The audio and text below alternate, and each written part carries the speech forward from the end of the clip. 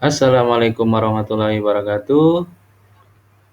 Kita lanjutkan pelajaran akuntansi dan kita saat ini masuk ke dalam pembahasan tentang jurnal umum.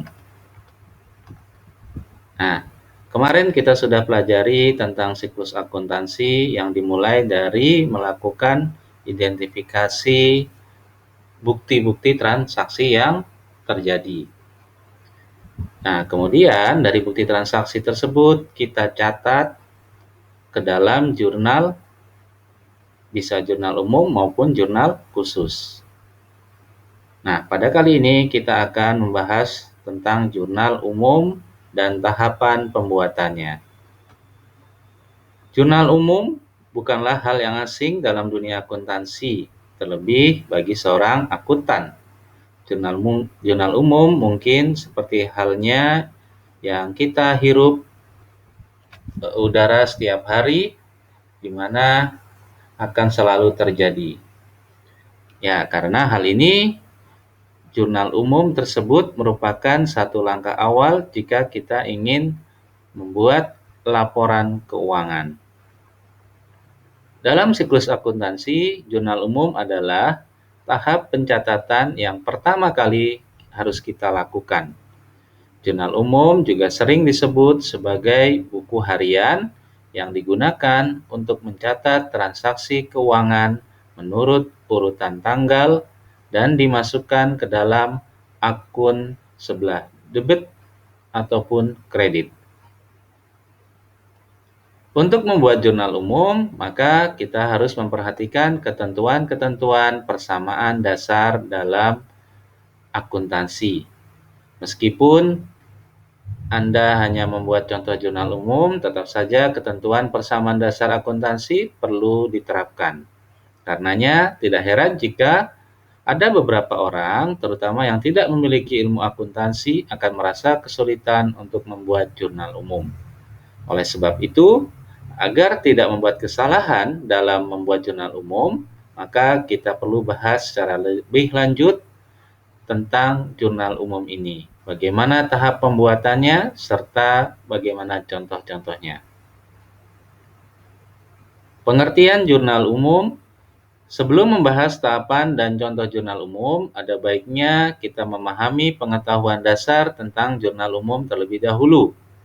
Jurnal umum adalah tempat untuk mencatat semua transaksi keuangan perusahaan pada periode tertentu secara sistematis.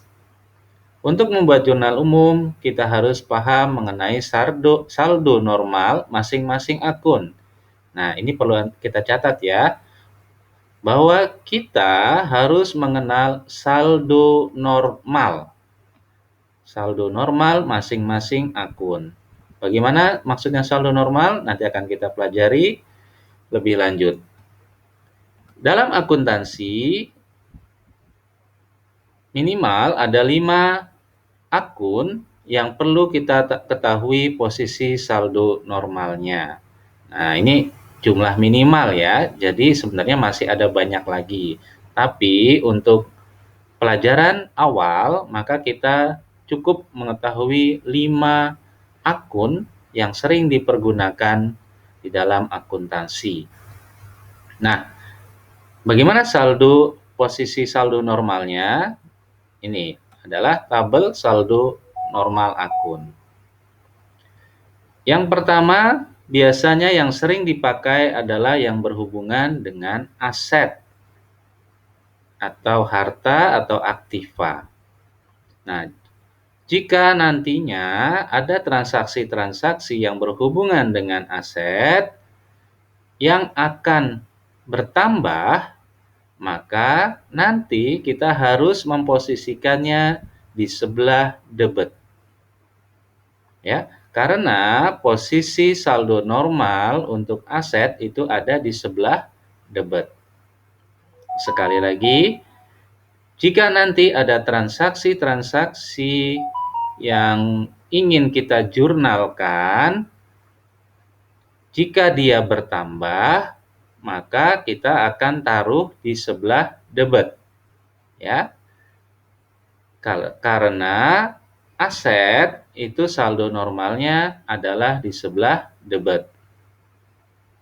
Sebaliknya, jika jumlah aset nanti harus berkurang, maka kita harus taruh di posisi lawannya, yaitu sebelah kredit. Sekali lagi, jika nantinya kita ingin melakukan penjurnalan di mana asetnya menjadi berkurang, maka kita taruhlah di posisi kredit.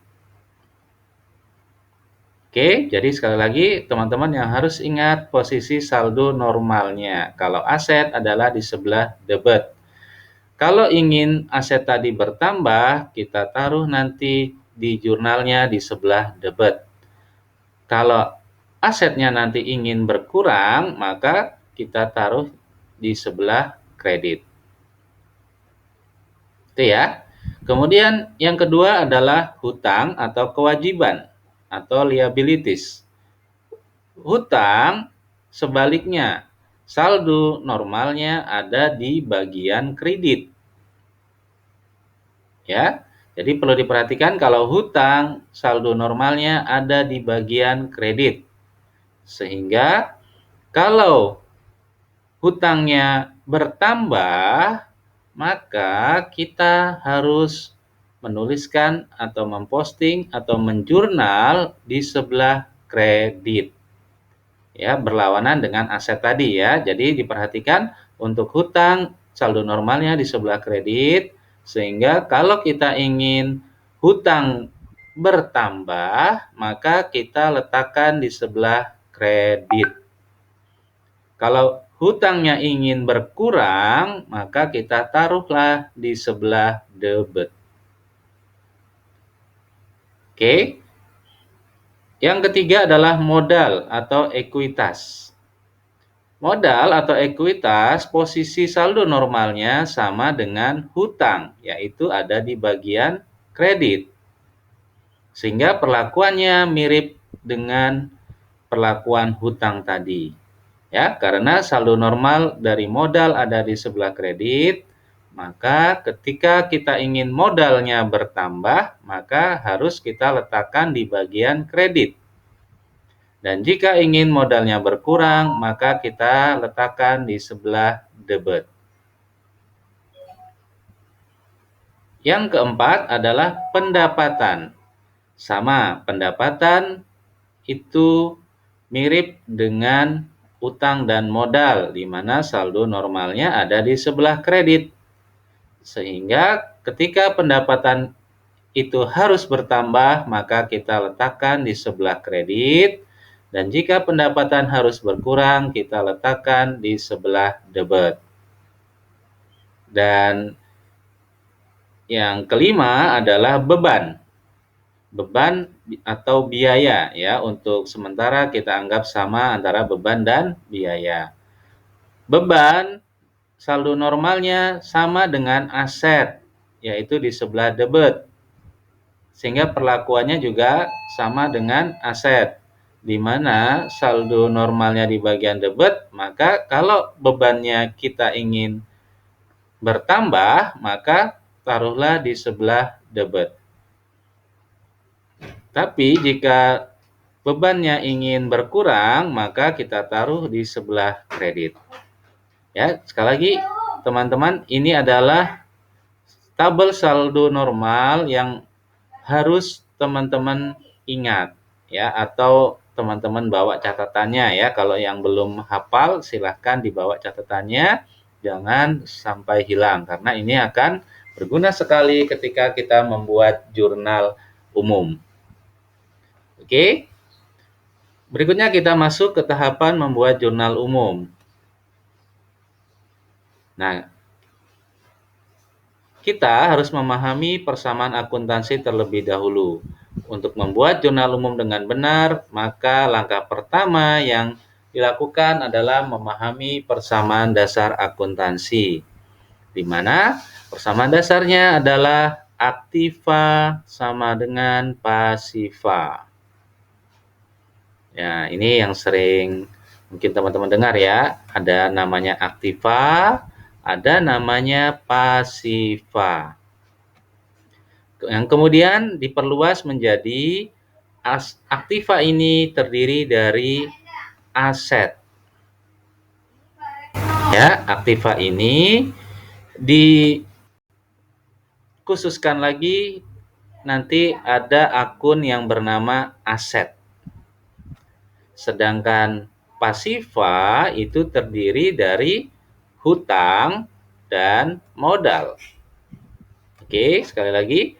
Aktiva itu terdiri dari aset, sedangkan pasiva terdiri dari hutang dan modal.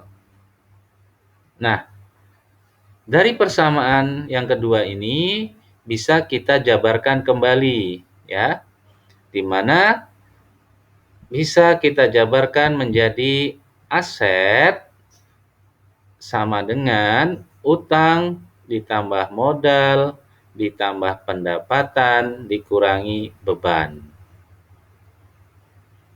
Atau ini kalau teman-teman perhatikan juga bisa jadi sama dengan tabel saldo normal. Ya, jadi aset itu di sebelah kiri sama dengan kita anggap sebagai posisi debit. Ya, aset berada di sebelah kiri sama dengan kita anggap sebagai posisi debit. Hutang, modal, dan pendapatan ada di sisi kanan sama dengan. Atau juga kita anggap sebagai sisi kredit. Nah, ini ketiga ini adalah sisi kredit. Bagaimana dengan beban? Karena beban itu adalah minus, berarti beban itu sebenarnya posisi aslinya ada di sebelah kiri sama dengan atau sama posisinya di sebelah aset. Sehingga dengan demikian beban itu posisi saldo normalnya adalah di sebelah debit. Nah, nantinya teman-teman ketika ingin membuat jurnal umum, maka kolom-kolom yang diperlukan seperti ini, ya. Ada kolom tanggal, ada kolom keterangan atau nama akun, ada kolom referensi, ada kolom debit, dan ada kolom kredit. Ini boleh teman-teman tambahin dengan kolom nomor, boleh gitu ya. Tapi biasanya ini yang sering dipergunakan. Ada tanggal, ada keterangan atau nama akun, ada referensi, ada debit, ada kredit. Proses pencatatan transaksi ke dalam jurnal disebut dengan penjurnalan. Sistem pencatatan yang dipakai yaitu adalah double entry system. Maksudnya, setiap transaksi yang dicatat akan berdampak pada dua posisi keuangan di sebelah debit dan kredit dalam jumlah yang sama.